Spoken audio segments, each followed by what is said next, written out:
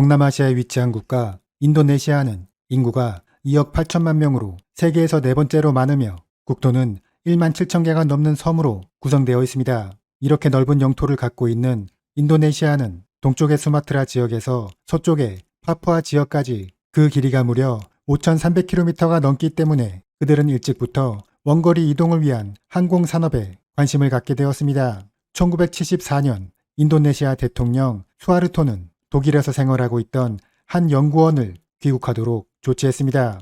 그는 유습 하빕이란 사람으로 젊은 시절 독일로 유학을 떠났고 졸업 후 항공업계에 종사했으며 독일 항공기 제작회사 MBB의 부사장직에 오르기도 한 인물이었습니다. 하비비는 인도네시아의 항공기 제조사 IPTN의 CEO가 되었는데 그의 노력으로 인도네시아는 헬리콥터와 CN-235 수송기 등을 제작할 수 있게 되었습니다. 훗날 하비비는 인도네시아의 제3대 대통령직에 오르기도 했습니다. 우리나라는 인도네시아와 2000년대 들어서면서 항공 분야에서의 교류를 본격적으로 이어나갔습니다. 당시 우리는 최초의 독자 개발 항공기 KT-1을 개발한 상태였는데 이 기체를 처음으로 수출할 수 있었던 나라가 바로 인도네시아였습니다. 계약은 인도네시아가 KT-1 17대와 군용 차량을 수입하면 절충교육 방식으로 우리나라가 CN-235 수송기 8대를 도입하는 것이었습니다.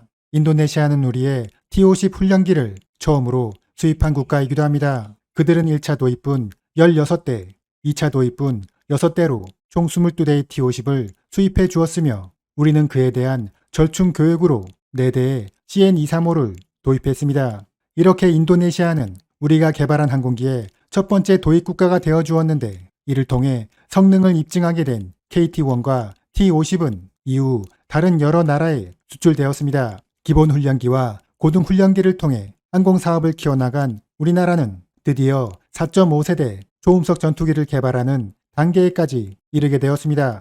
하지만 문제가 되었던 것은 역시 막대한 개발비였는데 당시 예상 금액만 8조 원이 넘었고 여기에 기술적 문제로 사업이 지연되면 사업비는 천문학적으로 늘어날 수도 있었습니다. 따라서 예산 당국은 사업의 리스크를 줄이기 위해 해외 공동개발 국가를 알아보게 되는데 여기에 처음으로 관심을 보인 나라가 터키였습니다. 하지만 터키가 과도한 기술 이전 요구와 개발 이익에 대한 상당한 소유권을 주장하면서 협상은 결렬되고 말았습니다. 이렇게 한국형 전투기 개발 사업이 지체되고 있을 무렵 우리에게 손을 내밀어준 나라가 바로 인도네시아였습니다. 당시 인도네시아는 총 사업비의 20%에 해당하는 1조 6천억 원을 부담하기로 했는데 이를 통해 그들은 자신들이 보유하고 있지 못했던 초음속 전투기에 대한 각종 기술을 습득하고 IFX라 명명된 차세대 전투기도 개발하려는 목적이 있었습니다. 우리나라 입장에서도 인도네시아의 공동개발 참여는 이점이 많았습니다.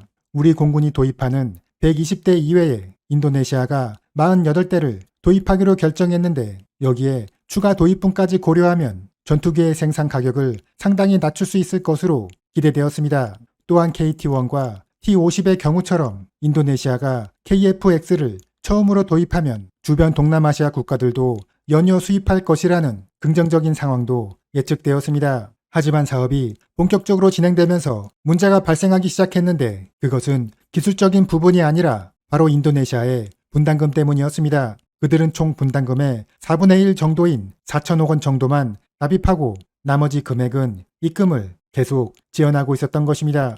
여기에 대해 인도네시아는 한국이 약속된 기술을 제대로 이전해주지 않고 있으며 IFX의 해외 수출에 관해서도 제동을 걸고 있어 이에 대한 재협상이 이루어져야만 분담금 납입이 가능하다라고 주장했습니다. 하지만 이것은 인도네시아의 표면적인 주장일 뿐 정작 근본적인 원인은 따로 있다는 분석도 있습니다. 그럼 인도네시아가 분담금을 납입하지 못한 실질적인 이유에 대해 알아보겠습니다.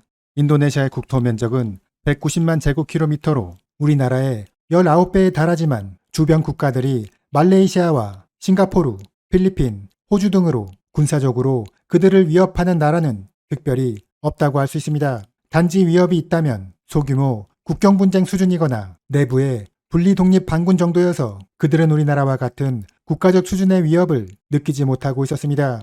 따라서 그들의 국방 정책은 MEF라 할 수 있는데 이것은 최소한의 필수 전력을 뜻하는 것으로 국방비를 최대한 줄여 국토를 방해할 수 있는 기본적인 전력만을 유지하는 것을 말합니다. 이러한 기조에 따라 인도네시아는 국방비를 GDP 대비 0.8% 정도만 사용하고 있으며 이렇게 국방비가 적기 때문에 그들의 공군력도 최소한의 수준으로만 유지되고 있습니다. 현재 인도네시아 공군의 전투기 전력은 수호이 30MK 11대, 수호이 27 5대, F-16 32대, 호크경 공격기 23대로 총 71대 수준입니다. 이를 좀 더 구체적으로 살펴보면 수호이 계열 전투기들은 러시아로부터 부품을 공급받아야 하는데 이번 우크라이나 전쟁으로 러시아가 국제적인 제재를 받게 되면서 앞으로는 이 전투기에 대한 군수 지원이 원활하지 못할 것으로 전망되고 있습니다. F-16 전투기 32대 중 24대는 미군의 중고 기체를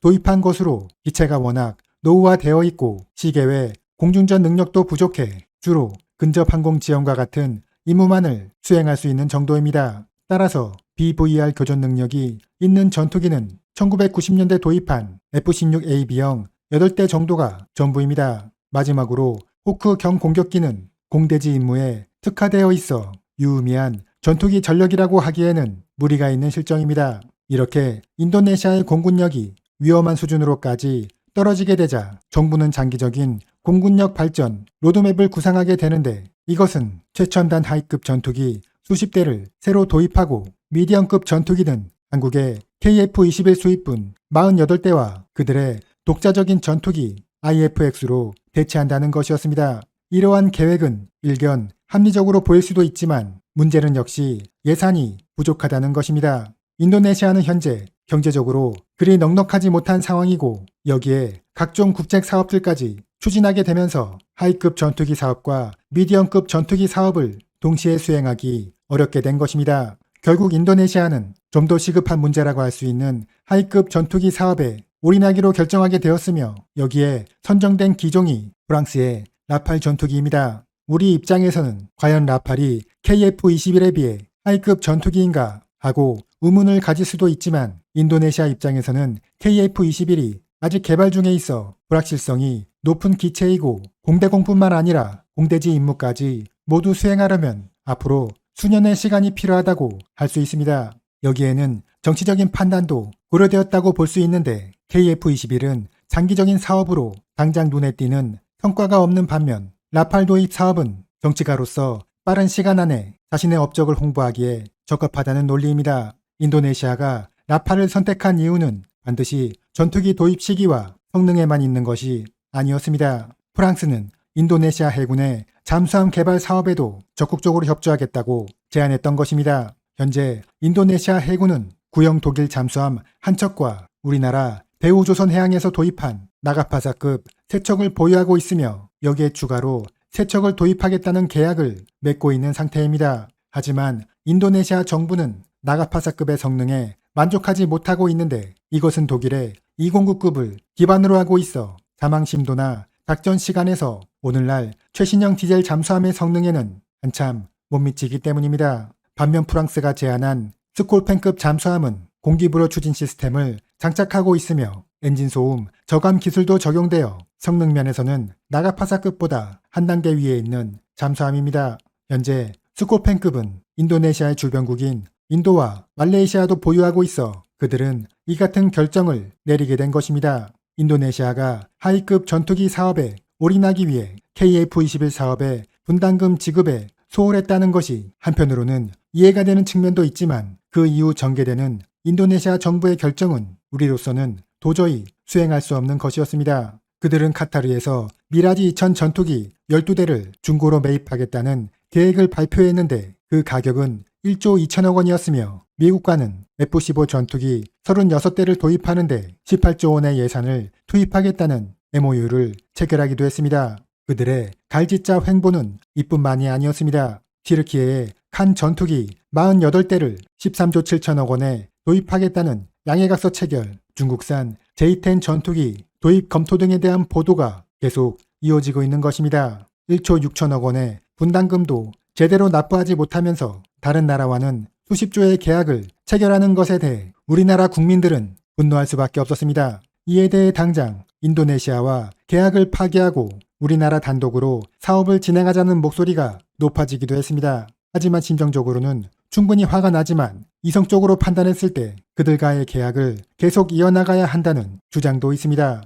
우리 입장에서 인도네시아에 48대의 KF-21을 수출함으로 해서 이 기체의 생산 가격을 합리적으로 낮출 수 있고 이어지는 후속 군수 사업도 쉽게 포기할 수는 없는 것이기 때문입니다.